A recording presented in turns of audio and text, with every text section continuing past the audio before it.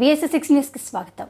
జిల్లా SP Rohit Raj IPS ఆదేశాల మేరకు భద్రాద్రి కొత్తగూడెం జిల్లా ఇల్లందు కొత్త బస్టాండ్ ఏరియాలో గల ఆటో డ్రైవర్లకు సర్కిల్ ఇన్స్పెక్టర్ బత్తుల సత్యనారాయణ ఆధ్వర్యంలో అవగాహన సదస్సు ఏర్పాటు చేయబడినది. ముఖ్య అతిథిగా పాల్గొన్న ఇల్లందు డీఎస్పీ ఎన్ చంద్రబాబు ఆటో డ్రైవర్లను ఉద్దేశించి మాట్లాడుతూ, ఆటో డ్రైవర్లు ప్రతి ఒక్కరూ లైసెన్స్ కలిగి ఉండాలని, విధిగా యూనిఫామ్ ధరించాలని, ప్రయాణికుల పట్ల మర్యాదగా నడుచుకోవాలని, ఆటోలలో నిషేధిత గుట్కాలు, గుడుంబా, గంజాయి లాంటి వాటిని సరఫరా చేయడం నేరమని, అటువంటి సమాచారాన్ని పోలీసులకు తెలియజేయాలని అన్నారు.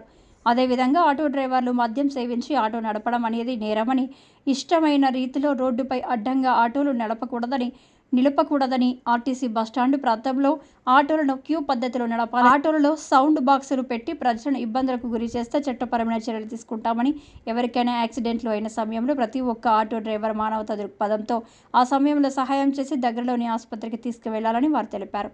ఈ కార్యక్రమంలో ఎస్ఐలు సూర్యం, నాగుల్, మీరాఖాన్, పోలీస్ సిబ్బంది పాల్గొన్నారు.